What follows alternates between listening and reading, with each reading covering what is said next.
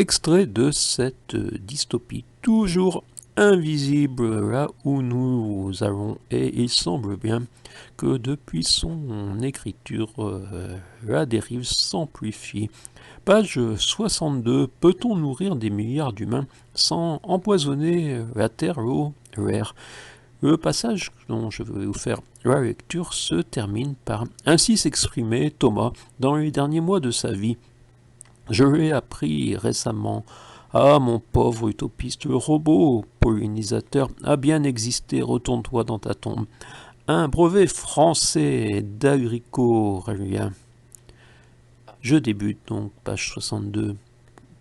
Chapitre 11. Peut-on nourrir des milliards d'humains sans empoisonner la terre, l'eau, l'air? Pour accroître nos excédents alimentaires, nous empoisonnons la terre.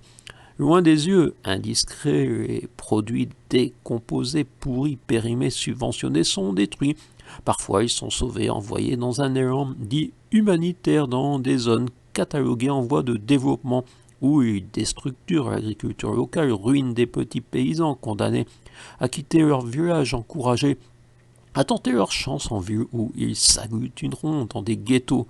Quand le mécanisme est bien huilé, nos grands investisseurs se proposent de racheter leurs terres où ils produiront des bananes ou du soja en méthode industrielle avec des nuages de pesticides pour approvisionner les Occidentaux. Ainsi, des régions tombent à la merci de gestes humanitaires récurrents. Et l'année où il manque, nous dépêchons nos imminents reporters pour témoigner de la famine, naturellement sans dénoncer les véritables origines. Et nos pauvres sont priés d'envoyer des dons, à moins qu'une guerre en Ukraine rende invisible la tragédie africaine. Notre pays semble à l'abri de l'insuffisance alimentaire, même si dans les prochaines décennies des ruptures d'approvisionnement séviront au gré des petites catastrophes climatiques ou des virus.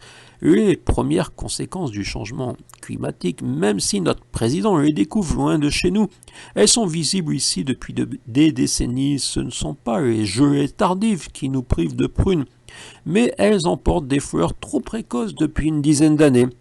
Avant, nos arbres fleurissaient après les gelées. Pour l'instant, les systèmes de protection des gros propriétaires et nos chimistes réussissent à équilibrer les effets du climat, et c'est encore la surabondance toxique.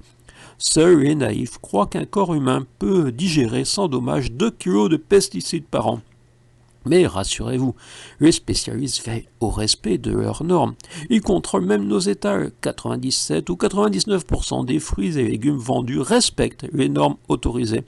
Vous êtes rassurés? Quant au cumul, ce n'est pas le problème des producteurs, ils respectent leurs normes.